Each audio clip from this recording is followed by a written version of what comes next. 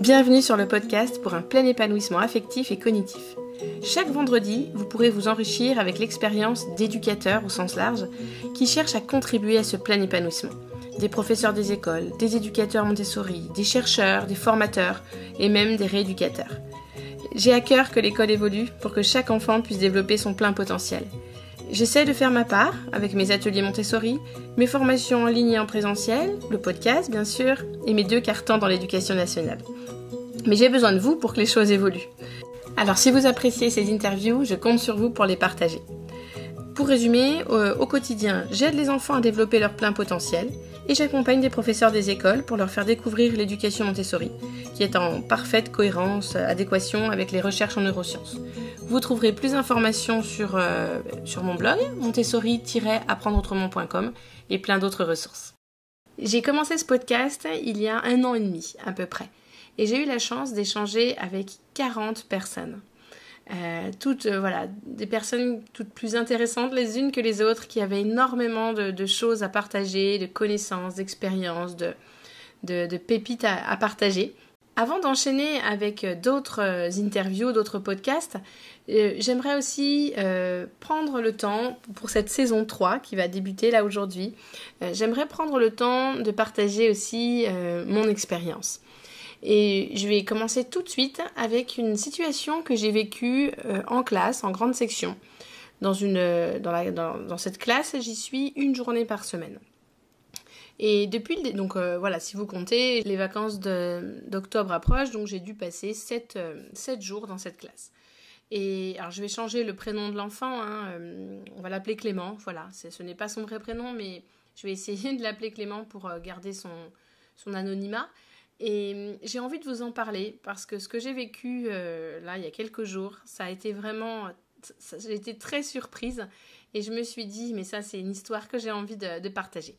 Donc j'ai passé 7 jours dans cette classe de grande section et dès le début, ce petit garçon manifestait un comportement, on va dire, il avait besoin de me montrer qu'il était là, ça c'est sûr. Et dès le 2e lundi, je me suis rendu compte qu'il savait lire. Donc il est de janvier, il est en grande section, il est capable de déchiffrer vraiment des mots et même des petites phrases. Voilà, pas encore de lire des albums, mais il est quand même bien lancé dans la lecture. Et je m'en suis rendu compte dès mon 2e jour avec les enfants. Donc il était vraiment fier. Enfin voilà, évidemment, dès qu'il y avait quelque chose à lire, je lui demandais de le lire pour les autres. Enfin voilà. Mais le problème que je rencontrais, c'était pas pendant le travail, pendant la classe, c'était plutôt dans le couloir, dans la cour de récréation. C'était un enfant qui bousculait beaucoup les autres, qui pouvait même leur faire du mal, les taper, les faire tomber, voilà. Donc c'était quand même embêtant. Plusieurs enfants dans la classe avaient peur que Clément leur fasse du mal. Mais en classe, par contre, il s'investissait dans son travail, il était très heureux que je lui apporte du matériel que les autres enfants n'utilisaient pas, des petits tickets de lecture. Il adorait le fait que je lui écrive des petits mots et qu'il les scotche partout dans la classe. Voilà, c'est un matériel Montessori qui est vraiment formidable pour les enfants qui commencent à rentrer dans la lecture. Et donc voilà, le problème venait surtout on va dire pendant les moments de transition, dans le couloir, dans la cour. Et le moment qui le mettait vraiment, je sais pas comment dire, qui le dérangeait, on va dire, ou en tout cas qui le mettait mal à l'aise, c'était en tout début d'après-midi quand je proposais 4 minutes de méditation, calme et attentif comme une grenouille. Et c'était vraiment très difficile de proposer ce temps de méditation puisque la première fois, il s'amusait à faire bla bla bla bla bla bla tout au long. La 2e fois, il se tapait le visage. Enfin voilà, c'était le moment qui était difficile. Et j'avais même fini par abandonner ce moment de méditation qui était censé nous faire du bien et qui au final nous énervait encore plus. Enfin, son comportement que je ne comprenais pas et qui perturbait les autres enfants, finalement m'agaçait et ça n'était plus aussi ressourçant que ça aurait dû l'être. Donc j'avais fini par arrêter. Et donc les 2 derniers lundis, le comportement de Clément a commencé à être plus voilà, il était plus agité, il respectait moins les autres enfants ou le matériel en classe, il pouvait se mettre sous la table, enfin il avait vraiment une attitude, on va dire, oui, qui n'est pas possible en classe, enfin, c'était pas un comportement adapté, voilà ce que je veux dire. Et la matinée, donc ce fameux jour-là, ce fameux lundi, la matinée avait été très difficile. J'étais découragée, même si j'avais vraiment l'intention de... J'ai vraiment envie que les enfants aient confiance en eux et je crois sincèrement que chaque enfant a du potentiel. Mais c'est juste qu'à un certain moment, ils ne nous montrent pas, que ça soit au niveau du travail ou du comportement. Mais là, je commençais vraiment à être découragée et pas à baisser les bras, mais... Enfin voilà, c'était vraiment difficile parce que il n'est pas le seul dans la classe à avoir un comportement inadapté. Ils sont très nombreux. Donc je me sentais démunie. Et cette matinée-là, ce lundi, pendant la récréation, il a blessé 2 enfants. Donc il y avait 2 enfants qui pleuraient très très très fort. Je lui dis, écoute, assieds-toi à côté de moi. Et là, une petite fille passe et lui remet un énorme coup de poing. Donc, résultat de la matinée, 3 enfants en larmes qui se sont fait taper. Et à un moment, je me suis dit, bon, allez, là, il faut que je profite de la récréation pour aller lui parler. Ça ne peut plus continuer. C'est vraiment une situation très inconfortable. Et je suis sûre que ça vous est sûrement déjà arrivé dans votre quotidien. C'est pour ça que je voulais vous en parler.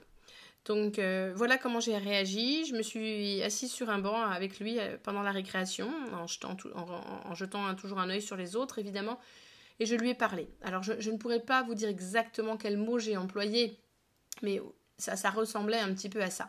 Je lui ai dit, écoute Clément, quand tu te comportes comme ça, moi je me sens découragée. Tu as fait mal à un tel, il pleure. Ce matin en classe, alors je sais plus, tu as fait ci, tu as fait ça. J'ai essayé de décrire son comportement de la manière la plus objective possible. Et en fait, je lui ai dit, c'est pas possible, tu ne peux pas te comporter comme ça en classe. Je sais que tu es capable d'être calme, d'écouter les consignes, de respecter les autres, de respecter les enfants. Je sais que tu sais le faire, puisque les premiers lundis, tu me l'as prouvé. Donc moi, je sais que tu es un petit garçon, alors je sais plus ce que j'avais dit, mais on va dire des adjectifs positifs. J'avais essayé vraiment de le mettre en valeur, mais sur des choses réelles, pas juste... voilà. Et je pense que mon intention, c'était plutôt de lui dire comment je me sentais, plutôt que de lui demander de changer. Enfin, ce message-là, c'était plutôt, voilà ce qui se passe, voilà comment je me sens et voilà de quoi j'aurais besoin. J'aurais besoin de calme dans la classe, j'aurais besoin que les autres enfants se sentent en sécurité. Je vais un peu vider mon sac avec observation, sentiment et besoin. Mais je ne lui ai pas fait de demande, en tout cas. Je me forme en CNV, en communication non violente. Alors, j'ai eu que quelques jours de formation et pour moi, c'est tout un processus qui va prendre des années. Mais en fait, de manière un peu... C'est là maintenant que j'en parle que je me rends compte que j'ai utilisé observation, sentiment, besoin. Mais je l'ai fait de manière assez naturelle. Voilà, je voulais lui parler et lui montrer que j'avais confiance en lui et que ça pouvait changer. Mais je ne lui ai pas fait de demande, je lui ai pas dit cet après-midi tu seras sage, non, pas du tout. Je lui ai vraiment juste exprimé le fait que je croyais en lui. Et il y a eu le repas, plein d'autres choses. Et en tout début d'après-midi, il est arrivé devant la porte de la classe. Et il m'a dit en chuchotant, donc première fois de l'année où je l'entendais chuchoter, « Maîtresse, je vais être sage. » Bon, en plus, j'avais rien entendu vu qu'il chuchotait, donc je lui dis « Qu'est-ce que tu dis ?» Le pauvre, je l'ai fait répéter 2 fois. Et il me dit « Maîtresse, je vais être sage. » Et là, j'étais vraiment soulagée. Et je lui dis « Écoute, ça me fait vraiment plaisir. C'est génial, je suis vraiment ravie. » Et en plus, tu sais quoi ? J'avais très envie de reproposer de la méditation aux enfants. Alors, est-ce que je vais pouvoir le faire, du coup ? Et donc, nous voilà partis. Les enfants s'assoient. Je me trompe de piste sur mon CD. Donc, au lieu de mettre la piste numéro 4 du spaghetti qu'ils connaissaient, je me trompe. Je mets la piste numéro 1 qui est pour les plus grands et qui dure plus longtemps. Et pendant la méditation, Clément était assis les bras le long du corps. Il écoutait la voix. Sur le CD, on demandait de fermer les yeux, il a fermé les yeux. Enfin voilà, je le sentais vraiment dedans, quoi. Donc là déjà, grand scoop, quoi. Grand scoop, c'était très très surprenant, puisque toutes les autres fois où j'avais essayé de faire de la méditation, ça s'était transformé en catastrophe. Donc là, vraiment, et puis il me regardait, il me jetait des petits coups d'œil. Donc il voyait que mes yeux, hein, forcément, avec le masque, mais je lui montrais avec mes yeux que j'étais fière de lui et qu'il pouvait être fier de lui.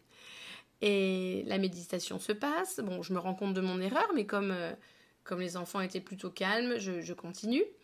Et ensuite, on a enchaîné avec les ateliers de l'après-midi. Et là, vraiment, plus le même petit garçon. J'avais l'impression qu'on l'avait changé pendant le temps de cantine. Hein. C'est pas possible. Vraiment un comportement complètement différent de l'eau et du vin. C'est-à-dire, je pourrais même dire que c'était l'enfant qui se comportait le mieux dans la classe. Il a respecté toutes les règles de vie, les règles de classe, il a respecté les autres. Et régulièrement, il me regardait. Et je pense même que je l'ai valorisé devant tout le monde. J'ai dit, oh les enfants, comme je suis contente qu'on ait pu qu'on a pu écouter le CD de méditation quelques minutes aujourd'hui. C'est la première fois qu'on peut le faire. Je suis vraiment ravie. J'ai vraiment voulu aussi que tous les enfants soient au courant. Je pense qu'ils ont tous remarqué cette transformation, mais je voulais vraiment en parler et pas exagérer, mais vraiment mettre ça en avant. Et au moment de la récréation, personne, déjà dans le couloir, personne ne pleure, personne n'a été bousculé. Et pendant la récré, personne n'est venu, personne n'a pleuré, personne ne s'est pris de coups. Clément a réussi à se retenir. Et du coup, je lui ai redit, je lui ai dit, oh, comme c'est agréable, regarde, personne ne pleure, tout le monde joue, et tout le monde se sent bien. Qu'est-ce que c'est agréable, tu peux vraiment être fière de toi. Et la journée s'est terminée et je n'en revenais pas. C'est pour ça que je vous partage cette histoire.